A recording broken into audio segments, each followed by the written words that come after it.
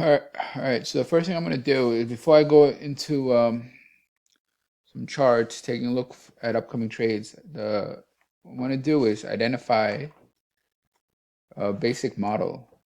One of the things that I see as a problem is that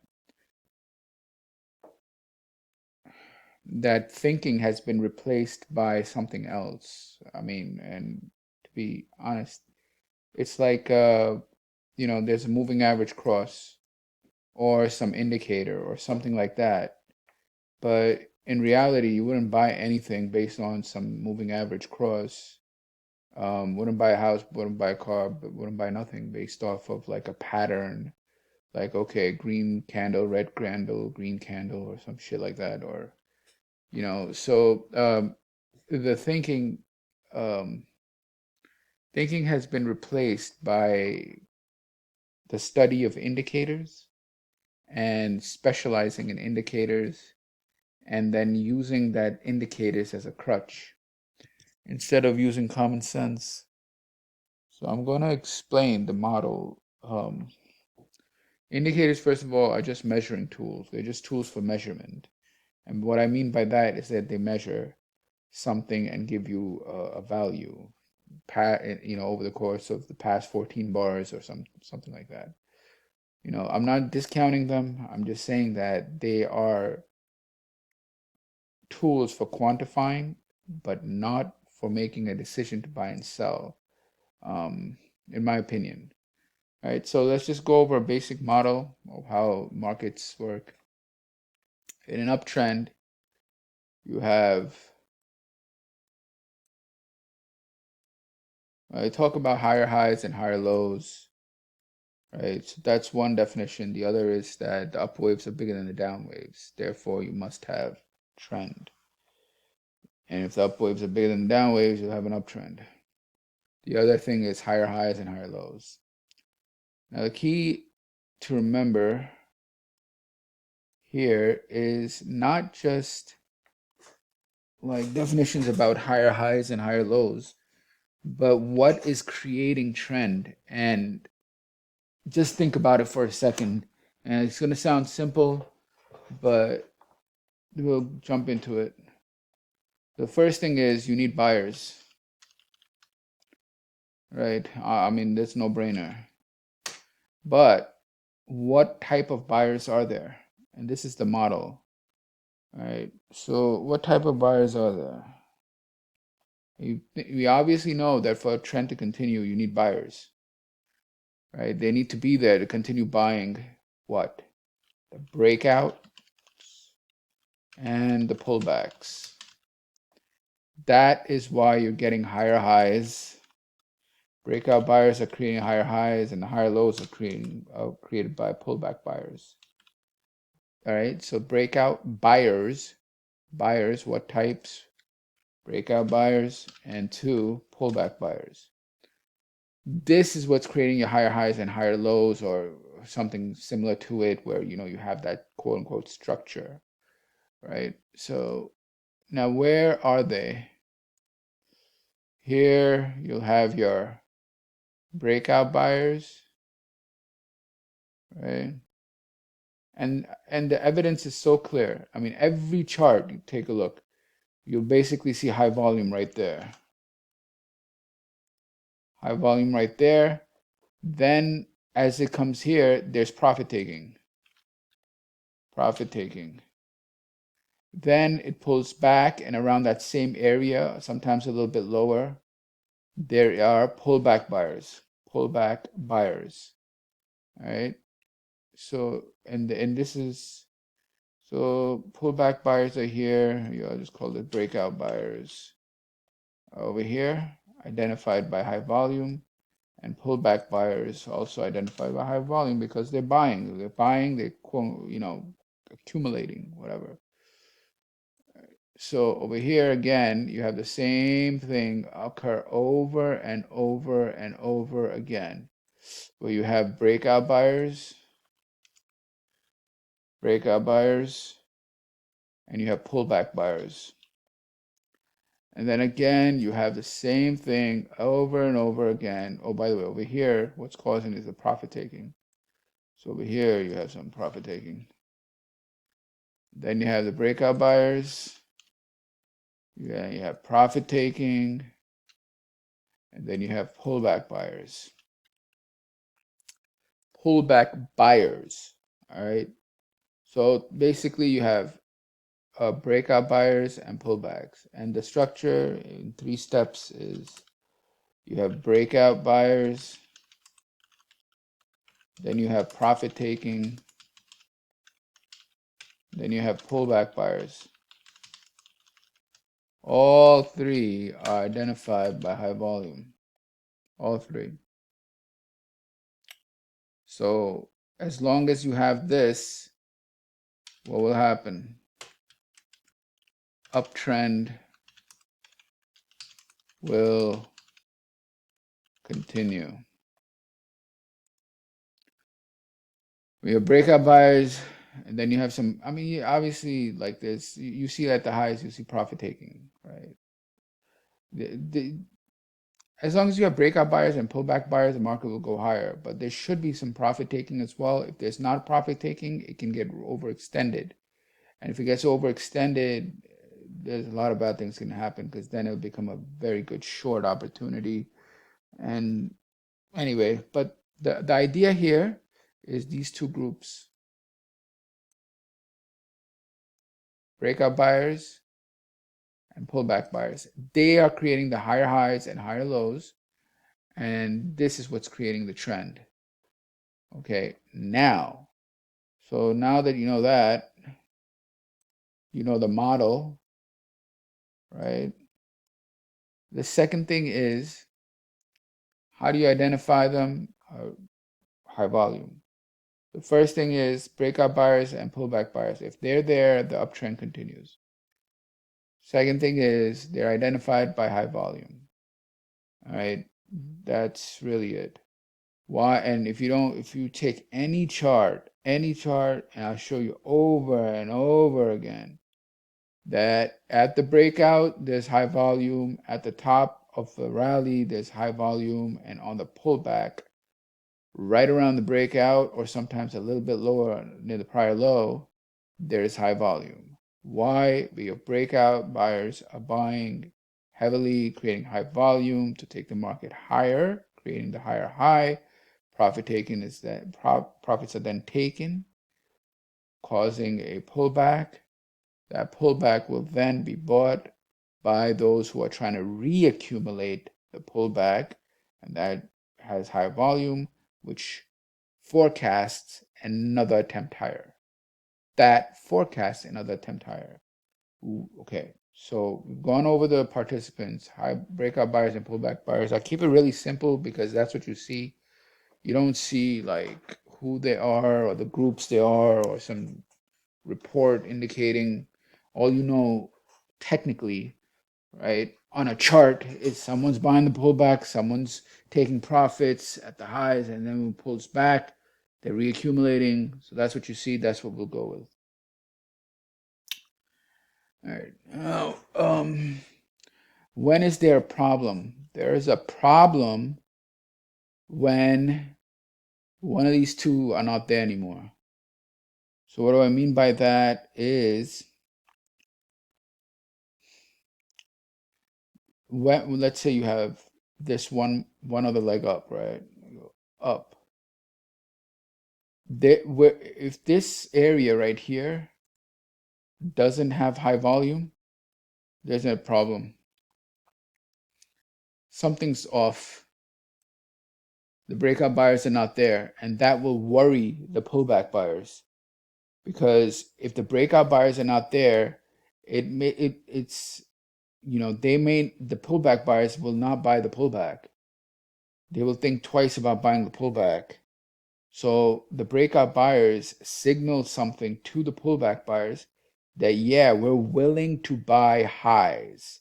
If they keep buying highs, the pullback buyers will keep buying the pullbacks. But if they're not buying highs, the pullback buyers will not buy the pullback. So the pullback buyers are watching these breakout buyers, and these breakout buyers are watching the pullback buyers. Because if this thing comes back down here and the pullback buyers are not there, what happens?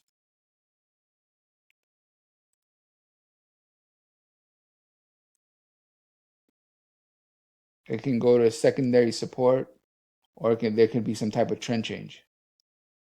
And they don't want that. So that's why you need both. The pullback buyers are watching the breakout buyers come in and take the market higher. And when it pulls back, they're willing to step in. When the pullback buyers are buying, okay, this makes the breakout buyers happy in that, all right, these guys are going to support the market. Let's continue to take it higher. As it goes up, they'll buy the breakout. Goes higher, they'll take some profits. Comes back down, pullback buyers are still there. If the breakout buyers are not there or the pullback buyers are not there, there's a problem. And you'll know the breakout buyers are not there because the volume will not be there. And you'll know the pullback buyers are not there because as it's going down, there will be volume on the down bricks, on the down bars, but there won't be volume on the reversal bars, and there'll be no follow through. So that high volume that's on the where should be around here. Over here, there's something wrong. It might have a red bar with a lot of volume, but it's not having a green bar with volume, and that red bar has followed through to the downside. So it's selling, and then it comes back here, and again, the red bars have more volume, and the green bars are unable to rally. We're going to go lower until it try to find a pullback buyer or there's a trend change. So this is like a very practical model for reading price volume. And why I say that is like when you have this model in mind, things make sense. All right. I've made it very, very simple. Breakout buyers, pullback buyers, creating higher highs and higher lows, and it's important for them to be there to continue the higher highs and higher lows. If they're not there, there's a problem. Why? Because one group is watching the other group and vice versa. To why? To see if they're going to continue to buy higher highs and higher lows and continue trend. Otherwise, crack. So this is the model. It's a much more simpler and much more practical than talking about like all types of, I mean, this makes sense and it's identified by volume and levels very clear. I mean, wouldn't you rather take a look and see the numbers here and see that they're buying? Or would you rather like do some stupid shit like uh this is a head and shoulder? Like what does this mean? That this is a head and shoulder and this is another head and shoulder, and if we break the neckline it's going, I mean, this is the, as one person told me, when he says thinking about head and shoulder pattern, he says head and shoulders is a shampoo. All right, so this is bullshit. There you will always see head and shoulder patterns. Why they work are not because they're head and shoulders, but because here you have a climax. And on that leg down after that, you have heavy volume selling or a sign of weakness. And then you have your LPS or the test. And when it reverses and then comes here and there's a breakout, it can continue down. It doesn't need to go measured move down. It can create another trend. And here on, by the way, there's typically some type of preliminary selling. Selling. So that's what's really going on. It's not that there's a whatever mountains. So this is a big problem because it's stopping you from thinking, which is what my original comment was. This is stopping you from thinking and using common sense, indicating that trends will continue so long as if you have buyers. And what are the buyers? They're breakout and pullback buyers, creating higher highs and higher lows. That's it. Simple, straightforward, and verifiable. I'll show all the charts. Just take out all the charts. I'll start showing, and you'll see all the time high volume, profit taking, pullback buyers, breakout, high volume, profit taking, high volume, pullback, high volume, and it continues until there's a problem up here where you either have too much volume or and then breaks. So this is the model over here. You might have a climactic move up and capitulation, but on on the FOMO driven buying climax, and then finally breaks after that. Why? Because after that you won't have pullback buyers.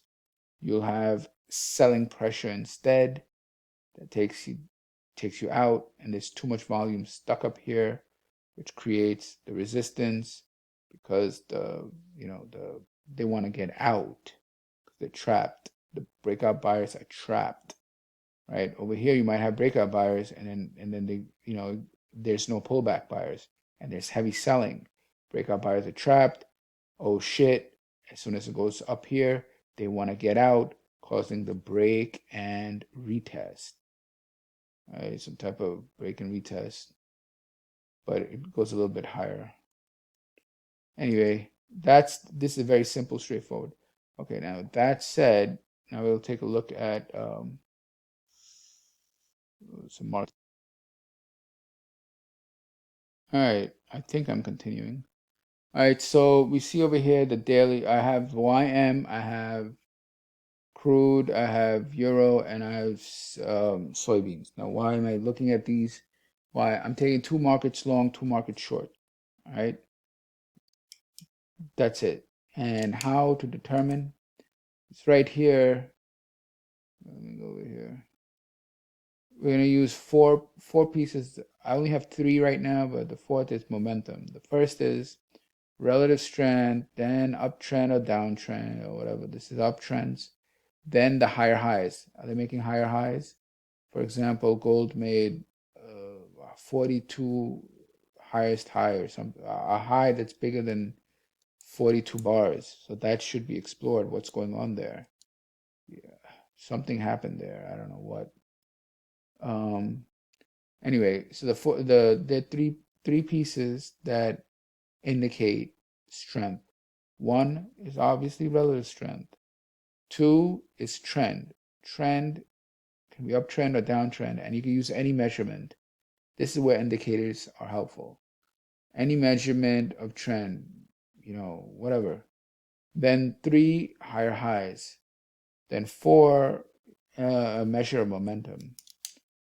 And same on the downside here. So what do we see? We see on the upside, Bitcoin. I'm surprised it's up.